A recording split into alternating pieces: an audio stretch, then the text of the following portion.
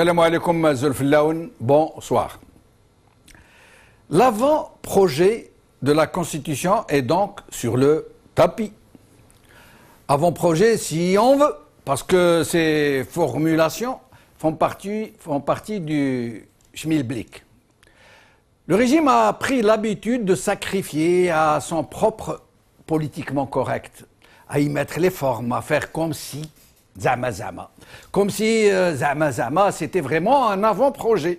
Comme si Zama, il y a de vrais risques pour qu'il ne puisse pas passer. Que les institutions, Zama, Conseil constitutionnel, Zama, et le Parlement, Zama, pouvaient le rejeter Zama. Et donc, tout le monde fait comme si c'était vrai, comme si c'était un vrai avant-projet, et que la khutba n'ait pas encore été dite, déjà été dite. Un peu comme lorsque le candidat du régime se porte candidat, Zama, à la présidentielle, où tout le monde fait comme s'il pouvait ne pas être élu. Et Zama, des élections sont organisées, Zama, avec des dépouillements, s'il vous plaît, Zama, du suspense, Zama, puis la proclamation et la saine satisfaction, Zama. Ou alors un peu comme les dernières élections législatives, celles qui ont porté le Parlement actuel là où il est en ce moment, ces élections qui ont connu la plus grande abstention depuis l'indépendance, quand les électeurs ont massivement boudé le scrutin. Et que même avec le bourrage et la fraude, le taux de participation n'a pas dépassé les 30% de l'aveu même du régime. Avec le bourrage et la fraude, moins de 30%.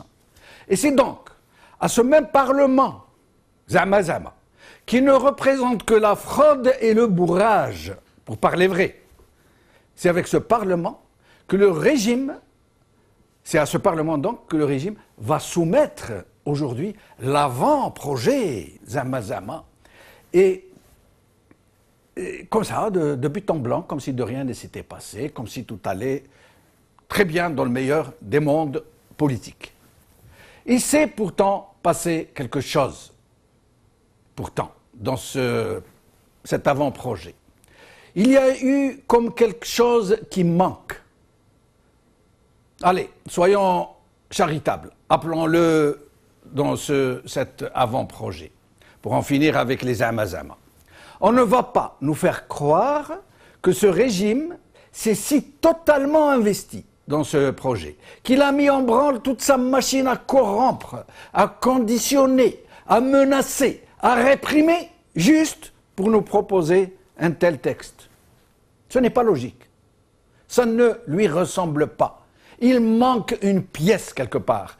Il manque ce pourquoi le régime s'est investi depuis 1 année et demie dans des consultations de personnalités nationales, Zama, excusez, c'est plus fort. 1 année et demie de manipulation chafouine, d'esbrouf, de tractations secrètes, de pression sur les récalcitrants, de corruption des hésitants, de rappel d'énergie. Tout ça pour ça, ce n'est pas normal. L'essentiel qui devait trôner dans cet avant-projet, ces dispositions qui étaient censées préparer la succession horizontale, qui étaient censées parer à la disparition éventuelle du président actuel, eh bien, ces dispositions-là manquent à l'appel. Elles ont été très vraisemblablement retirées à la dernière minute, parce que les vrais décideurs, ceux qui tiennent la baguette du chef d'orchestre, ont peut-être estimé que le climat n'était pas ou n'était plus favorable, que ces aménagements pouvaient mettre le feu aux poudres, à plus forte raison, que l'immense mobilisation populaire après la disparition de Hussein Ait Ahmed a beaucoup inquiété les maîtres du jeu.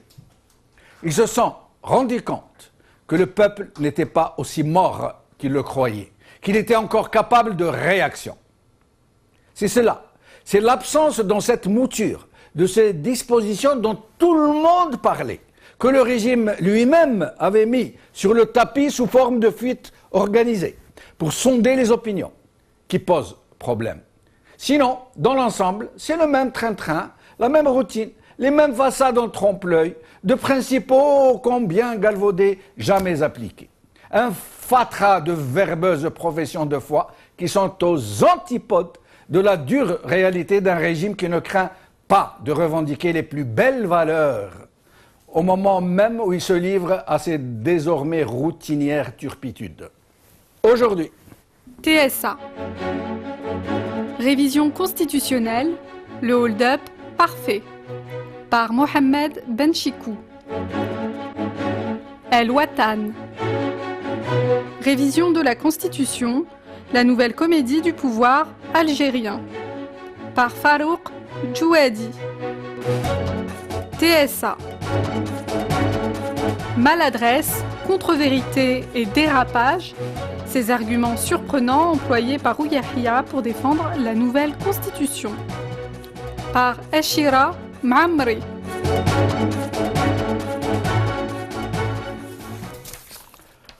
Avec nous aujourd'hui par ordre alphabétique, comme d'habitude, Assoul Zoubida, avocate, présidente de l'UCP, Mohamed Benchikou, journaliste, directeur du journal interdit Le Matin, Ali Benouari, ex-ministre du Trésor, ex-candidat au présidentiel, Anwar Haddam, président du mouvement pour la liberté et la justice sociale. Assoul Zoubida, merci d'être avec nous, merci d'avoir accepté notre invitation. Merci à vous, si Jamel. Bonsoir à vous et à tous vos téléspectateurs et téléspectatrices. Merci. Alors, Assoul Zoubida, d'abord votre sentiment sur cet avant-projet de constitution. Écoutez, la première réflexion que m'inspire ce projet d'amendement de la Constitution est qu'il est loin de répondre, d'être d'abord consensuel, comme l'a promis le chef de l'État. Deuxièmement, il est loin de répondre à toutes les attentes de toute la classe politique, d'abord, de tous les citoyens et citoyennes algériennes qui s'attendaient à vraiment une réforme profonde du système institutionnel dans le pays et surtout d'une nouvelle vision porteuse d'un projet de fonctionnement de l'État et de ses institutions, des droits et libertés des citoyens pour l'avenir. C'est loin d'être une constitution pour l'avenir. Vous-même, vous êtes juriste, Zoubida Assoul. Est-ce que vous concevez qu'un tel document puisse être soumis à l'adoption par le Parlement, un Parlement qui, tout le monde le sait, a été élu à moins de 30% par les électeurs? Écoutez, franchement, moi, cet aspect-là, à mon avis, n'est pas très important. Pourquoi ? Parce que d'abord, les amendements qu'on nous propose sont du saupoudrage. C'est pas vraiment une refonte de la Constitution. C'est loin d'être une nouvelle Constitution porteuse d'une nouvelle vision du fonctionnement de l'État et des institutions de l'État. Donc, franchement, la faire passer par le Parlement, ce n'est qu'une suite logique du raisonnement du pouvoir. Donc, ça n'a pas d'importance, à mon avis, que ça passe par voie référendaire, d'autant plus que la voie référendaire, c'est toujours une question, êtes-vous pour ou contre cet amendement? Donc, c'est un oui ou un non, et comme on a l'habitude de recevoir un oui massif, donc franchement, je ne pense pas que le mode changerait quelque chose à la situation de ce projet. Restez avec nous, Zoubida Assoul. Nous allons faire donc un tour de micro. Mohamed Benchikou, merci d'avoir accepté notre invitation. Merci. Merci. Alors, votre sentiment, vos impressions. Vous avez commis un article très intéressant et que nous avons cité à TSA. À la dame qui vient de parler. Zoubida Assoul. Zoubida Assoul. Je ne crois pas que cette façon de procéder à l'approbation d'un document aussi important, fondamental, ne soit pas important. Parce que c'est la Constitution qui le dit. Elle le dit de manière très claire. Elle dit dans l'article 174, la révision constitutionnelle est soumise par référendum à l'approbation du peuple. Et elle dit lorsque ça porte sur des aspects mineurs, à ce moment-là, avec l'avis motivé du Conseil constitutionnel, le président peut la soumettre aux députés. Or, les changements qui ont été apportés sont des changements profonds. Oui. Qui touchent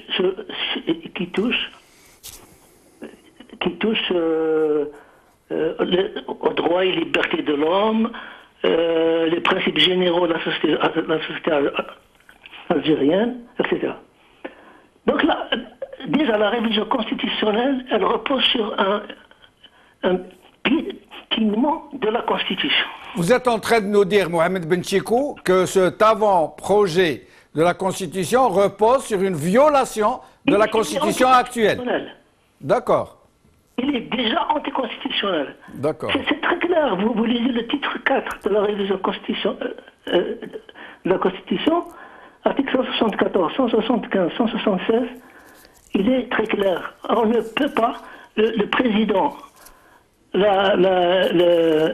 révision constitutionnelle, elle est approuvée par le peuple ou bien elle n'existe pas. Sauf quand elle porte sur des aspects mineurs, et là, l'avis motivé du Conseil constitutionnel est demandé. Très bien. Ce qui n'est pas le cas. On n'a pas demandé l'avis du Conseil constitutionnel, et secondo, elle porte sur la langue, sur des choses qui sont essentielles. Pourtant, le Conseil constitutionnel, il aurait marché, comme il a marché lors de la précédente révision. Du pouvoir. Oui. Même quand il révise la Constitution, il la piétine. Oui. C'est-à-dire qu'en fait, cet exemple, ce seul exemple montre très bien que dans nos républiques travesties, la Constitution, ce n'est qu'un morceau de papier. La Constitution n'est rien du tout. On peut la violer, on peut la piétiner, on peut... Ali Abdel-Nour a comptabilisé 122 violations de la Constitution par l'actuel président. Vous savez, si vous voulez, vous voulez répéter combien de violations? 122. 122 violations répertoriées par Ali Abdel-Nour.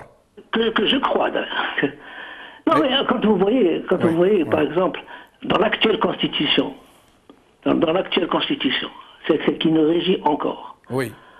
On dit, je ne parle pas de l'article 74 que le président a changé de manière... L'article 36 dit la liberté de conscience et la liberté d'opinion sont inviolables. Oui. Nous savons ce qu'il en a été de cet article 36 durant les 15 années ou les 16 ans de l'actuel président. Oui, en effet. L'article 41 dit les libertés d'expression, d'association et de réunion sont garanties. Oui. On sait bien ce qu'il en est advenu. L'article 138 dit le pouvoir judiciaire est indépendant, il s'exerce dans le cadre de la loi, et il dit le juge n'obéit qu'à la loi. Nous savons de quelle manière la justice a fonctionné durant ces années. Donc cela veut dire quoi? Cela veut dire que tout ce tamar autour de la révision constitutionnelle, il suffit qu'on ait un autre Bouteflika à la suite du Bouteflika pour qu'il refasse la même chose. Et que ce qu'il aurait dû faire, s'il y avait une démarche sincère, c'est de faire ce qu'ont fait nos voisins tunisiens, ce que fait tout pays qui entreprend une réforme politique, c'est-à-dire commencer par d'abord élire une assemblée constituante qui écrira la Constitution. Oui, oui. Et à ce moment-là, cette assemblée constituante élue au suffrage universel, Oui. fait la Constitution, et après la Constitution sera désigné un État démocratique. Mohamed Benchekou, je vous demande de rester avec nous. Pour rester un peu, pour apporter de l'eau à votre moulin, je vais lire au fur et à mesure de l'émission quelques articles, comme ceux que vous venez de signaler. Par exemple, l'article 9, les institutions s'interdisent les pratiques féodales, régionalistes et néopotiques. Article 10. Le peuple choisit librement ses représentants. Article 14. L'État est fondé sur les principes d'organisation démocratique, de séparation des pouvoirs et de justice sociale. Je laisse nos téléspectateurs apprécier. J'en lirai d'autres au fur et à mesure. Ali Benouari, vous êtes avec nous. Merci d'avoir accepté notre invitation. Moi qui vous remercie, j'en profite pour saluer ici Mohamed Benchekou, Madame Zoubida Assoul et vos autres invités. Et Anwar Haddam. Alors, Ali Benouari, je vais vous faire un cadeau. Je vais vous faire un cadeau de bienvenue. Je vais vous laisser écouter un petit extrait de ce qu'a dit M. Ouyahia. أخي الكريم نقول لك باللي عندك ناس باغية ترشح للرئاسيات مثلا في 2014 حاملين جنسية أجنبية وكانوا منتخبين في مجالس في بلد أجنبي في سويسرا ما نذكرش الاسم لكن ياك تبعتني كاين اخرين كانوا مترشحين لرئاسيات في بلد اخر وفطنوا نهار قال لك نترشحوا نو هذا نظن احترام للشعب الجزائري. Ali Benouari. Le sinistre individu qui vient de prononcer ces paroles. Et parler de vous. Alors, il y a une chose. Ce n'est pas la première fois et ça rabaisse.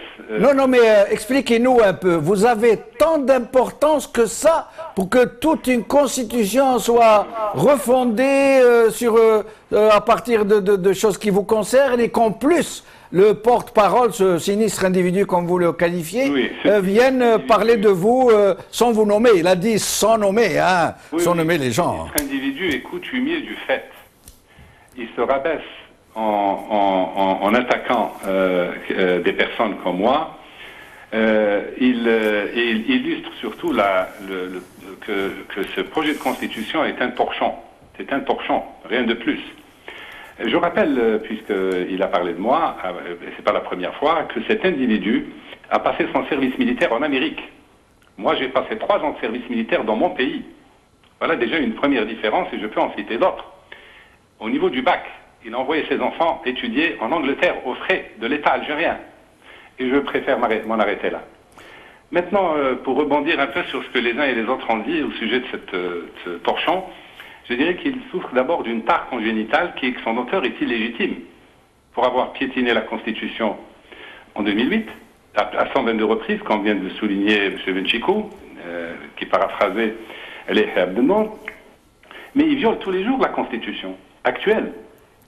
Le Parlement sur lequel il compte pour faire passer ce projet scélérat, lui-même est illégitime. Vous avez souligné à quel point il est peu représentatif, puisqu'il n'est élu, les 2 partis principaux n'ont été élus que par 1 800 000 voix sur un corps électoral de 22,5 millions ou 23 millions. Les institutions actuelles sont illégitimes. Il n'y aurait pas erreur sur ce chiffre, le corps électoral 22 millions? Vous êtes sûr? Non. Non. Ah, vous m'étonnez un peu, mais poursuivez, je vous en prie. Non. Et donc, tout est illégitime. Donc, la première des tares, c'est que son auteur n'est pas qualifié pour élaborer une loi fondamentale aussi importante que la Constitution. Que dire de plus? Bien entendu, il se prépare à la faire passer en force par le Parlement fantoche, qui pour moi ne représente rien du tout. Il le fera sans hésiter, sans état d'âme. Il n'en est pas à son premier crime contre la volonté populaire. Même dans son contenu, je dis que vous avez cité beaucoup d'articles qui sont piétinés tous les jours. Je peux vous en citer d'autres. M. Benchikou a cité l'article 40, l'inviolabilité du domicile. Tout le monde sait que les domiciles sont violés allègrement. L'article 41, il me fait rire. Les libertés d'expression, d'association et de réunion sont garanties aux citoyens. Quel fief et menteur. Quelle outrecuidance. Et vous-même, création de votre parti, ça a abouti finalement? L'article 42, oui. qui cite le droit de créer des partis politiques, reconnus et garantis. Oui. Espèce de menteur. Comment est-ce qu'ils peuvent avoir cette outrecuidance quand je n'ai même pas le droit de déposer? Je suis le seul. Non seulement je subis un traitement privilégié au niveau de la double nationalité, dont je m'empresse d'ajouter que ce n'est pas parce que j'ai abandonné ma nationalité suisse en 2014, ça ne les a pas empêchés de m'éliminer quand même. Mais le parti Nida al-Watan a vocation, a le droit de déposer son dossier. Après, ils peuvent l'examiner et le rejeter, comme ils ont l'habitude de le faire, sous un prétexte fallacieux. Mais je n'ai même pas le droit de déposer le dossier. Ça fait 1 an. 1 an. Comment est-ce qu'ils peuvent aujourd'hui affronter le peuple, venir au peuple et affirmer des principes aussi nobles que ceux qui sont... Alors, avant de parler de nouvelle constitution, il faut parler de respect de la constitution en 2008. En 2008, le président actuel n'avait pas le droit. Il a violé, piétiné la constitution. Donc il est illégitime. Et toutes les institutions du pays sont illégitimes. Tout ça pour dire quoi? Pour dire que c'est le peuple souverain. La mère Aït Ahmed nous a légué au moins ce testament. Son corps n'est pas encore froid. Eux qui ont versé des larmes de crocodile sur son décès, aujourd'hui trahissent le plus précieux. Mais Ali Benouari, excusez-moi de vous interrompre. Excusez-moi. Élu par le peuple. Excusez-moi de vous interrompre. Aït Ahmed, Hossein Aït Ahmed, s'il était encore vivant, Rabbi Yarhamou, il n'aurait pas pu se présenter ici puisqu'il a résidé plus de 10 ans. Bien entendu, ni lui, ni Boudief, et de deux. Bouteflika lui-même n'aurait pas pu se présenter. 99. Oui. Et autre chose, Ali Benouari. Est-ce que ce n'est pas là une discrimination entre Algériens? Est-ce qu'il n'y a pas maintenant, à partir de ce projet, 2 catégories d'Algériens? Par exemple, des Algériens qu'on peut importer pour jouer des matchs de football, ceux qui sont binationaux en France et ailleurs, qui sont considérés comme Algériens, et le régime est le premier à crier que ce sont des Algériens à part entière qui représentent les couleurs de l'Algérie, mais que pour se présenter, ils ne sont pas Algériens, ils n'ont pas le droit, parce qu'ils ont pris, même s'ils l'ont renié, cette deuxième nationalité, le fait qu'ils l'aient prise... Ils ne réalisent pas que dans la Constitution, ils excluent 20% de la population algérienne d'un droit civique, de l'exercice d'un droit civique. Ils n'ont même pas réalisé cette monstruosité. D'ailleurs, vous allez voir, et vous pouvez compter sur moi pour prendre la tête de mouvements partout en Europe, au Canada, etc., pour protester devant les ambassades algériennes pour dire combien ce projet de loi de constitution est scélérat.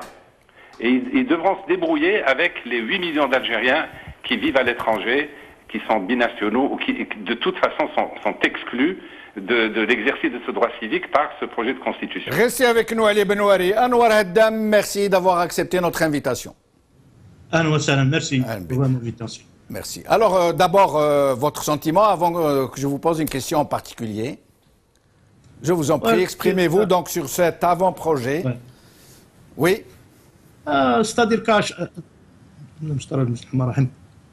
chaque fois qu'il y a un exercice de révision de la Constitution, on nous accouche d'une plaisanterie actuellement.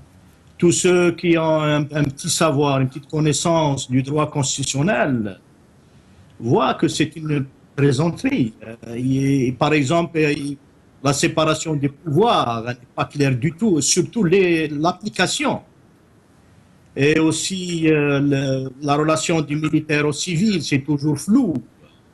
Le pouvoir judiciaire, il n'est pas indépendant, etc. Il y a le modèle économique, c'est pas clair. Il y a aussi, si on veut, la recherche scientifique, etc. Donc, moi, je pense qu'il faut se rappeler, il faut rappeler les téléspectateurs et nos concitoyens que nous sommes en train de parler de la première loi. La Constitution, c'est un acte fondateur d'une nation, d'un pays. Mais comment faire? C'est ça ce qu'il faut réfléchir. C'est toujours la fuite en avant vers l'inconnu. Mais il est temps peut-être de réfléchir sérieusement, et surtout faute de première loi qui a émané d'une assemblée constitutionnelle dûment élue. Par où commencer? C'est ça la question qu'il faut se poser pour essayer d'arrêter cette plaisanterie. On est en train de jouer avec la loi fondamentale du pays. Alors, avant d'en arriver à la question que je voulais vous poser, je continue à lire quelques articles. Oui.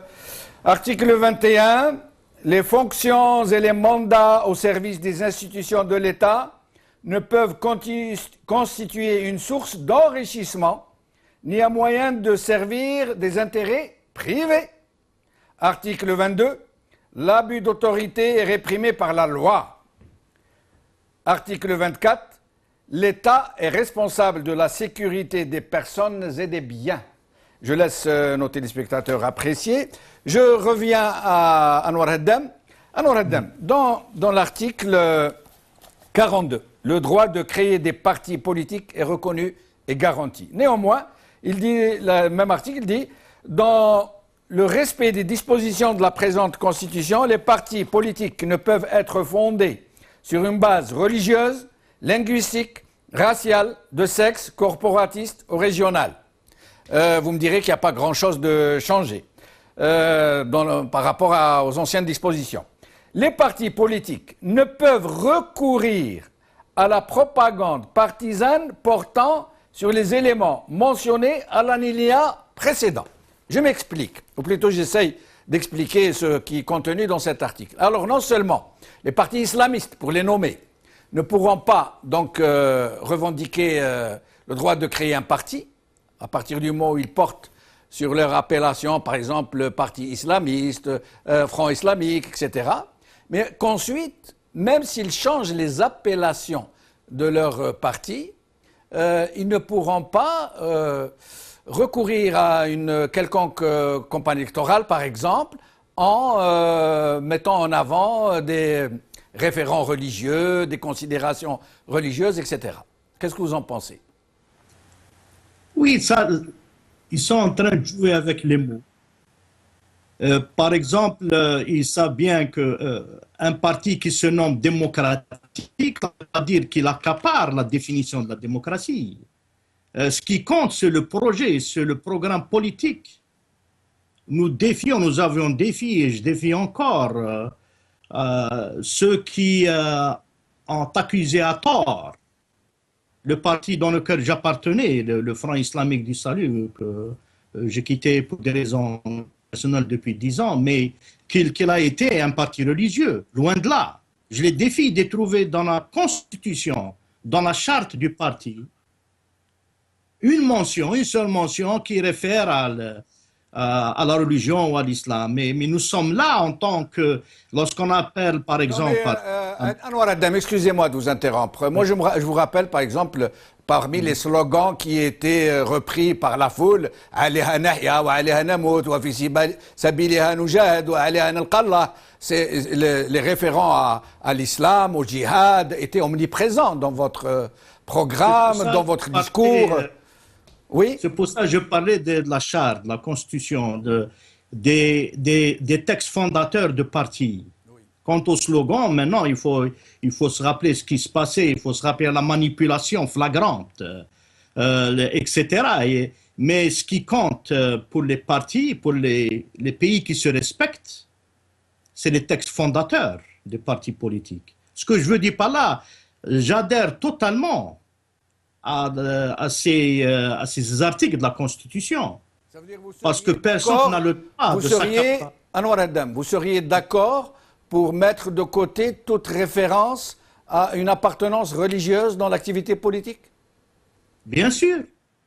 mais je défie le pouvoir en place de le faire. Je défie le pouvoir en place de le faire et ainsi de donner l'indépendance aux lieux de culte. Ce qui se passe aujourd'hui et ce qui se passait en Algérie depuis 1962, c'était le pouvoir en place qui s'est accaparé les mosquées, les événements. Par exemple, les sermons de vendredi, ça venait directement du ministère des Affaires religieuses, etc. Donc c'était le pouvoir qui s'accaparait. Oui, tout à fait, c'est vrai. Cette religion à des fins. Donc ce que je voulais dire par là, en Algérie, on n'a jamais eu la chance, dans notre diversité, de s'asseoir ensemble et de fonder et d'avoir un texte fondateur pour notre pays. C'est ça le problème de fond en Algérie. C'est-à-dire l'un et l'autre, nous avons des idées préconçues. On n'a jamais eu la chance. La première fois qu'on l'a eu, effectivement, peut-être un nombre restreint, mais c'était représentatif de la société algérienne dans le temps, dans les années 94-95, lorsqu'on a pu se réunir à Rome pour le contrat national, pour une solution politique et pacifique à la crise algérienne, on a pu s'entendre. Restez avec nous, Anouar Addem. Je suis obligé de vous interrompre pour essayer de respecter un peu le temps de parole de chacun. Je reviens à Assoul Zoubida qui est justement très loin derrière les autres. Elle n'a que 2 minutes d'intervention. Zoubida Assoul, tout à l'heure, Mohamed Benchiko disait, il était quelque peu, disons, pas d'accord avec ce que vous aviez dit, comme quoi le recours au référendum est essentiel dans ce genre de procédé, que recourir au Parlement ou au peuple n'est vraiment pas la même chose et que c'est tellement important qu'il a réagi tout de suite. Est-ce que vous pourriez lui répondre éventuellement? Zoubida Assoul. Est-ce que Zoubida Assoul est avec nous? On l'a perdue, nous allons la rappeler en espérant pouvoir la joindre. Mohamed Benchiko. Mohamed Benchiko? Oui, je vous écoute. Alors, à votre avis, vous connaissez très bien le régime, comme nous tous ici présents. Comment ça va se passer maintenant? Comme d'habitude, c'est-à-dire qu'il y aura une approbation massive, mais là n'est pas le problème. Le problème, c'est que c'est qu'on va créditer Bouteflika d'une avancée démocratique qui n'en est pas une, et que cette constitution restera au stade de papier, parce que le pouvoir, comme m'a été donné l'occasion de l'écrire, vous allez compter sur qui? Sur Saadani pour mettre en application les articles soi-disant démocratiques qui sont dans cette constitution. Le dispositif politique actuel n'est pas adapté, n'est pas adapté à une démocratisation de la société. On ne confie pas un travail d'orfèvre à des forgerons. Que pensez-vous de cette injustice faite à la diaspora, à tous nos compatriotes qui se trouvent à l'étranger et qui ne pourront pas se présenter, en plus du fait de l'interdiction qui leur est faite de se présenter éventuellement à cette candidature? C'est toute la portée symbolique, morale qui sépare maintenant aujourd'hui les Algériens en 2 parties distinctes. Ça fait partie des diversions du régime. Lorsqu'il interdit à des binationaux de se présenter, il oublie qu'il a ramené des binationaux pour gérer l'économie nationale. Oui. C'est pire. Exact. Nous avons été gérés, l'économie nationale a été confiée entre les mains de ministres qui avaient la double nationalité, qui était beaucoup plus américain ou luxembourgeois qu'algérien. Donc, ce n'est pas, ça fait partie des subterfuges de diversion auxquels nous a habitués. Et pourquoi cette disposition faite à ceux qui n'auraient pas résidé les 10 dernières années dans le pays, ça consiste en quoi? Qu'est-ce que ça vise? Ça vise qui? Pourquoi? Je ne saurais vous dire. Je crois que ils ont en tête des gens précis, certainement. Mais ce qu'il faut retenir de cette Constitution, c'est qu'elle ne lève pas, d'abord, elle ne lève pas le doute sur la candidature du frère du président. Justement, j'allais y venir, Mohamed Benchikou. Est-ce que vous n'avez pas l'impression, comme le disent déjà certains, qu'en dernière minute, certaines dispositions auraient été retirées, des dispositions qui étaient censées préparer une sorte de succession horizontale? Vous voulez parler du vice-président, etc. Absolument. Oui, certainement. Certainement. Et pourquoi il l'aurait retiré, si tel a été le cas? Pourquoi il aurait retiré ces dispositions? Moi, je ne suis pas dans le secret des dieux. Ce que je peux vous dire, c'est que ce dont je suis certain, c'est que le président actuel ne lâchera pas le pouvoir même après la mort. C'est-à-dire qu'il va le faire en sorte, et toute sa stratégie aujourd'hui, elle se résume à cela. C'est que les rênes du pouvoir ne lui échappent pas.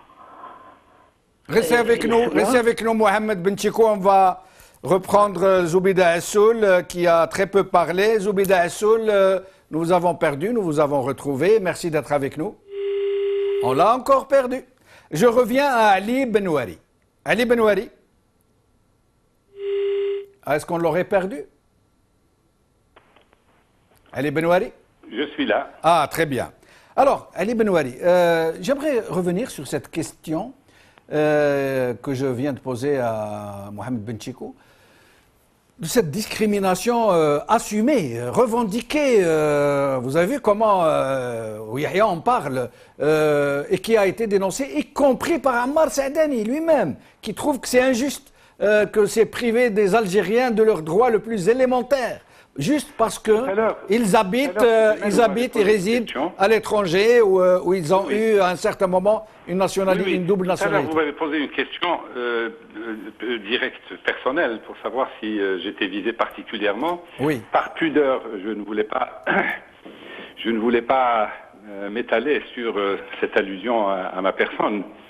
Mais quand on réfléchit bien, on se demande si ce n'est pas ma personne, justement, qui est visée par toutes ces dispositions. Ce n'est certainement pas, sans lui faire injure, Rachid Nekez ou quelqu'un d'autre. Parce que moi, j'ai des antécédents, d'abord avec ce monsieur, des antécédents avec le pouvoir. C'est aussi parce que j'ai présenté, au cours de la dernière campagne présidentielle, j'ai présenté un programme dérangeant. Un programme dérangeant parce que radical et parce que les gens ont commencé à écouter ce que je disais et à adhérer à la plupart des idées que j'ai présentées, dont beaucoup ont été pillées par les uns et les autres. Même Louisa Hannoun m'a emprunté l'élection des juges et des procureurs au suffrage universel. C'est dire. Donc je pense qu'ils ont un problème avec ma modeste personne, des problèmes peut-être personnels ou des problèmes peut-être politiques parce que je ne ressemble pas aux gens du sérail. Je suis un homme libre, je me revendique comme tel, je suis fier de l'être. Donc tout ce truc malsain qui tourne autour de la double nationalité, etc., à mon avis, n'est pas très loin de la volonté de m'écarter, et la preuve en est le parti Nida al-Watan, parce que l'élection présidentielle est une chose. Mais pourquoi réserver un traitement particulier à Nida al-Watan? Ça n'a pas de sens. C'est une violation flagrante, et d'ailleurs je vous donne le scoop, j'entends saisir bientôt le Conseil des droits de l'homme à Genève toutes les instances internationales en me basant sur les conventions que l'Algérie a signées. Le Parlement européen, par exemple, l'accord d'association est clair dans son article 2. Maintenant, je ne peux pas aller au-delà. Ouyahia, c'est clair que ça fait 10 ans, presque jour pour jour, qu'il m'a attaqué personnellement en direct à la télévision, quand j'avais publié dans Al-Watan mon plaidoyer pour la convertibilité totale du dinar, un travail académique d'ailleurs. Il avait très mal réagi en parlant de on était loin de l'élection présidentielle, il n'en était pas question. Et pourtant, en direct à la télévision, il m'a cité nommément en disant cet homme qui fait de la politique en Suisse dans un parti d'extrême droite, ce qu'il faut naturellement, comment ose-t-il venir nous donner des leçons de patriotisme économique? Comment il s'est mis probablement au service d'une mafia pour siphonner les réserves de change, etc., etc., etc. Restez avec nous, Ali Benoali. Je suis obligé de vous couper parce que Zoubida Assoul a très peu parlé. Zoubida Assoul, j'espère qu'on ne va pas vous perdre encore. Vous êtes avec nous? Oui, je suis avec vous, je suis Jamal. Alors, tout à l'heure, Mohamed Benchikou... Le réseau est très mauvais parce que je suis en déplacement sur la route pour des raisons professionnelles. Mais là, on vous entend très bien, hein? On vous entend très bien. Voilà, alors, parfait. Tout à l'heure, Mohamed Benchikou a estimé que vous vous trompiez quand vous disiez que ce n'était pas très important, le mode de consultation n'était pas important en soi. Il pense, lui, que pour ce qui concerne ces dispositions et ces pans de la Constitution qui ont été modifiés, c'est une violation de la Constitution actuelle que de ne pas passer ces réformes par voie référendaire. Écoutez, justement, je voulais rebondir sur cet aspect-là pour m'expliquer encore davantage sur ce que je voulais dire par... ça ne changerait rien de toutes les manières, que ça passe par voie parlementaire ou que ça soit par voie référendaire. Il faudrait qu'on explique à nos concitoyens qu'est-ce qu'une voie référendaire. Vous savez que quand il y a un projet d'amendement de la Constitution, la question qui est posée à nos concitoyens et concitoyennes, c'est de dire êtes-vous pour ou contre cet amendement? Voilà la question, comment elle est posée. On ne demande pas aux Algériens s'ils sont d'accord pour telle disposition, pour telle autre disposition. Et comme le pouvoir nous a habitués à avoir tout le temps des oui massifs, sans aucune retenue, donc à partir de là, c'est dans cet esprit-là que j'ai dit qu'est-ce que ça changerait. D'autre part, je disais quelle est l'importance, la voie par laquelle on va faire passer cette constitution, ou ce projet, cet avant-projet de constitution, parce que d'abord, il faudrait qu'il soit validé par le Conseil constitutionnel, après avoir été validé par le Conseil des ministres.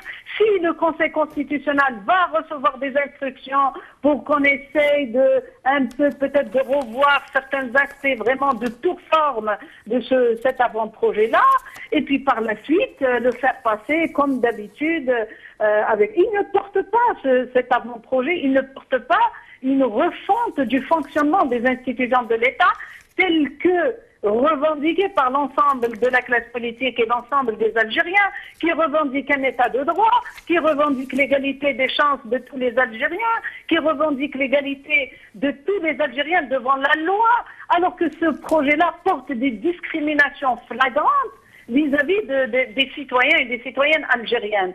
Donc, à partir de là, quel changement apporte cet avant-projet-là de constitution? Je vais vous donner un exemple pour illustrer ma pensée. Quand le président Bouteflika nous a fait son fameux discours à Sétif avant les élections législatives de 2012, je me rappelle c'était en avril de 2012, si vous vous rappelez bien, il avait dit la génération de la révolution. Or, aujourd'hui, dans ce projet, cet avant-projet d'amendement, dans l'article 74, qu'est-ce qu'il stipule? Il parle encore dans les conditions d'éligibilité pour être président de la République, il parle des gens qui sont nés avant 42.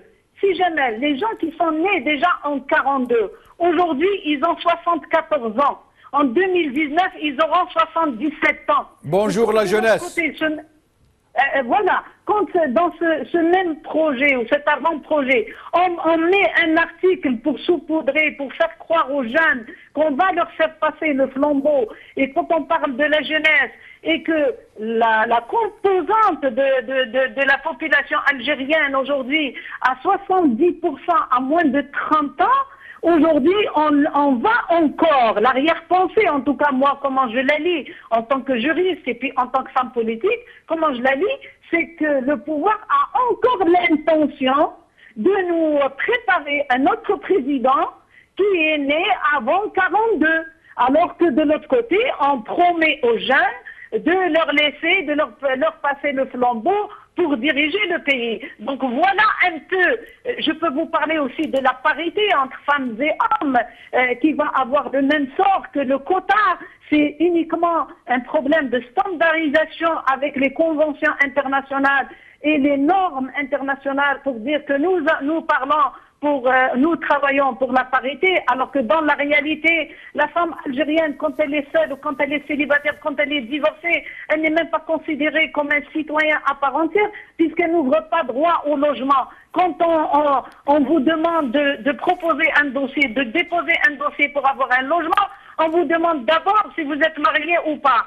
Et que la primauté passe aux gens mariés. Donc la femme algérienne, à ce titre-là, n'est même pas citoyenne. Elle n'ouvre pas droit. Si une femme est veuve, elle n'ouvre pas droit au logement.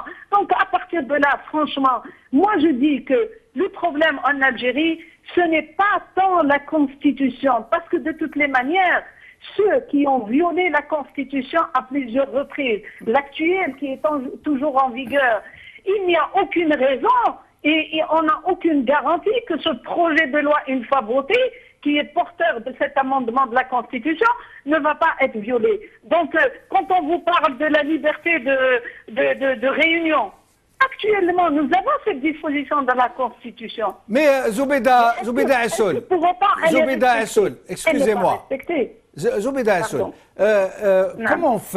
comment faire pour dénoncer, pour recourir, pour essayer d'arrêter les frais, mettre fin à de telles discriminations lorsque le Conseil constitutionnel se trouve être sous le contrôle total du régime, y compris son président et surtout son président. Comment faire dans ce cas pour actionner ce Conseil constitutionnel qui est complètement sous le contrôle du régime? Écoutez, comment faire si seulement j'avais la solution clé en main pour la donner. Une solution légale, j'entends, hein, une solution légale. Sur le plan légal, tout ce que nous pouvons, nous, en tant que classe politique, en tant que juriste, d'abord moi, franchement, je suis ahurie quand je vois ce projet, cet avant-projet sur le plan déjà rédactionnel. Et on ne met pas dans une constitution qui est la loi fondamentale d'un pays qui doit normalement arrêter et tracer les grandes lignes du fonctionnement des institutions de l'État et des droits et libertés des citoyens. On ne met pas dans un texte fondamental des dispositions qui relèveraient des lois ordinaires, des textes qui relèveraient de la réglementation dans un texte fondamental. On ne met pas dans une constitution une confirmation que nous sommes un pays où la corruption règne comme mode de fonctionnement. Quand vous mettez dans la constitution, ya ibadallah, une disposition qui parle de lutter contre la corruption, la lutte contre la corruption, c'est un programme politique, ce n'est pas dans la Constitution qu'on doit la mettre. Comment voulez-vous que les étrangers puissent croire dans notre pays, dans son fonctionnement de ses institutions, dans l'indépendance de la justice, quand vous mettez dans votre Constitution, qui est une loi fondamentale, que comme quoi vous luttez contre la corruption, contre le népotisme, contre l'abus de pouvoir, contre le régionalisme. Est-ce que c'est normal ? Est-ce que c'est normal? C'est pas normal, bien sûr que c'est pas normal. Moi, je considère que ce texte-là a été vraiment, c'est de la phraséologie qui a été faite juste pour tromper les citoyens, les Algériens, pour leur dire qu'il y a des changements, mais au fond, croyez-moi, qu'il n'y a aucun changement. Parce que le plus important dans le changement, c'est l'équilibre de pouvoir. Or, l'équilibre des pouvoirs, le président de la République concerne totalement toutes les prérogatives qu'il a. C'est absolument le pouvoir absolu d'un président qui ne laisse rien, même à un chef du gouvernement, qui est la deuxième tête de l'exécutif. Donc c'est la primauté de l'exécutif. Il n'y a pas de pouvoir judiciaire, il n'y a pas d'indépendance de la justice, il n'y a pas de pouvoir législatif, il n'y a qu'un seul pouvoir. Et d'ailleurs là, ça dénote la nature du pouvoir algérien. C'est un pouvoir qui ne croit qu'en un seul pouvoir. C'est le pouvoir personnel et c'est le pouvoir de l'exécutif. Il ne reconnaît pas la représentation populaire, il ne reconnaît pas le pouvoir judiciaire. Ils ne veulent pas d'une justice indépendante. La preuve en est, c'est que le président ne veut pas en démordre d'être le président du Conseil supérieur de la magistrature. Or, moi personnellement, j'avais proposé au nom de l'UCP que le Conseil supérieur de la magistrature, pour assurer l'indépendance des magistrats et leur protection, d'appliquer la loi et rien que la loi, et l'égalité des citoyens devant la loi, que le Conseil supérieur de la magistrature soit présidé par un magistrat de haut rang élu par ses pairs. Or, cela, le pouvoir ne veut pas en démordre, parce que la justice veut rester toujours comme un outil entre les mains du politique. Il en fait ce qu'il veut, il règle les comptes des gens qu'il veut. Merci Zobeda Assoul, merci, restez avec nous. Anwar Haddam, quel est votre sentiment, vous, qui avez été exilé, qui avez été poussé à l'exil, qui avez vécu des moments, des années très très dures, qui avez connu la prison aux États-Unis, la persécution. Quel est votre sentiment aujourd'hui lorsque vous voyez complètement mis en marche de façon légale par un avant-projet de constitution qui considère que vous n'êtes pas un Algérien à part entière? Oui, et qui a été aussi empêché de retourner au pays, de 10 ans que je demande mon droit de retourner au pays. On vous a empêché de revenir chez vous? Oui, oui, évidemment, et ça a été dans la presse. J'étais prêt à revenir, mais il y a eu un veto, un niet du pouvoir en place, rejetant mon droit de retourner au pays. Et pourtant, ça, c'est une violation à la Constitution. C'est une violation de leur Constitution. Oui, ce que je veux dire ici, par là, il faut faire attention. Il ne faut pas tomber dans le piège des cadeaux lancés aux uns et aux autres pour nous monter contre les uns et les autres dans cette dans cette révision. Parce qu'il ne faut rien attendre de bien d'une dictature. C'est pour ça que moi, je voudrais bien, dans les 7 minutes que j'ai peut-être à la fin, c'est d'essayer de faire appel à toute l'opposition algérienne, entre guillemets, parce qu'on n'est pas l'opposition, c'est le pouvoir en place qui est en opposition au peuple. Mais disons que cette opposition-là doit continuer à s'organiser et d'essayer de revoir nos programmes politiques en tenant compte de plus en plus de la diversité de notre pays, de notre peuple, et essayons de proposons ensemble une alternative, une nouvelle constitution. Donc essayons d'être représentatifs le plus possible, parce qu'on ne peut pas organiser des élections pour une assemblée constituante, mais organisons-nous comme institution qui aura à travailler ensemble une nouvelle constitution, pourquoi pas, et la proposer au peuple. C'est ça, c'est l'alternative. Le meilleur moyen pour s'opposer à ce que fait le pouvoir en place en Algérie, c'est de proposer une alternative concrète. Essayer de redonner à la Constitution sa véritable valeur, comme la première loi fondamentale du pays. Parce que la Constitution qu'ils ont proposée, elle est à connotation politique, elle est vraiment, c'est trop. Au lieu d'être là uniquement pour organiser ou gérer les relations entre les différentes organisations, des différentes institutions du pays, etc. Donc, œuvrons ensemble pour une alternative. Et refusons en bloc toutes ces... Parce qu'ils peuvent donner des cadeaux. Par exemple, pour la loi, pour la langue tamazight, œuvrons pour qu'il y ait une véritable langue tamazight, avec tous les problèmes qui existent encore. L'alphabet tamazight, préparer les enseignants tamazight, etc. Donc on peut faire ça en tant que société civile, loin du pouvoir en place. Essayons, avant d'accepter comme ça qu'elle est devenue officielle. Elle aurait dû être officielle depuis l'indépendance. Donc, c'est ça ce que je veux dire. Il faut arrêter de courir après ce pouvoir en place. Œuvrons ensemble pour une alternative. Dans notre diversité, c'est le meilleur moyen pour répondre à cette plaisanterie qui devient vraiment très dangereuse, ce qu'ils sont en train de faire, parce qu'il y a les non-dits. Il y a les non-dits dont comme vous l'avez dit dans votre introduction, M. Jamaldine, on ne connaît pas encore qu'est-ce qui nous cache. Il y a sûrement une surprise dans tout ça. Donc essayons d'œuvrer ensemble, ayant tout le monde ensemble dans une institution qui regroupe l'opposition dans sa diversité. Et je mets en parenthèse l'opposition parce qu'encore une fois, je ne me considère pas personnellement comme faisant partie de l'opposition. J'ai été élu par le peuple. C'est ceux qui sont en place au pouvoir qui sont en opposition au peuple. Donc, œuvrons ensemble pour qu'il y ait une véritable constitution. Merci Anwar Addem. Je m'excuse, vous avez parlé un peu moins que les autres invités. Je m'en excuse.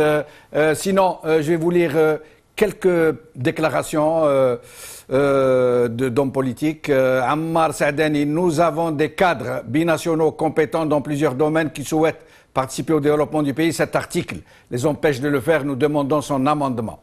Naaman Lawar, vice-président du MSP, on s'attendait à plus. Un journaliste de l'expression, l'Algérie qui ose. Mohsen Belabbas, président du RCD, des offres en trompe-l'œil. Le MCP, le projet portant révision de la Constitution n'est ni consensuel ni profond et ne répond en réalité qu'aux orientations du chef de l'État et aux préoccupations de son entourage immédiat. Amara Benyouns, le président a tenu l'ensemble de ses engagements par rapport à la révision de cette Constitution. Ali Benflis, le président du Talaï'ul Hurriyet, près de 5 années ont été perdues par le pays pour un résultat aussi dérisoire. Il s'agit juste de permettre à un régime politique d'avoir sa Constitution qui ne sera pas celle de la République et qui, en tout état de cause, ne lui survivra pas. Abbassi Madani, président du FIS, il n'y a pas de sens à une Constitution sans la considération qui lui est due. Le peuple veut un changement de régime et non pas un changement de Constitution. Cette émission est maintenant terminée. Merci à mes invités. Merci à vous de l'avoir suivi. Salam alaikum.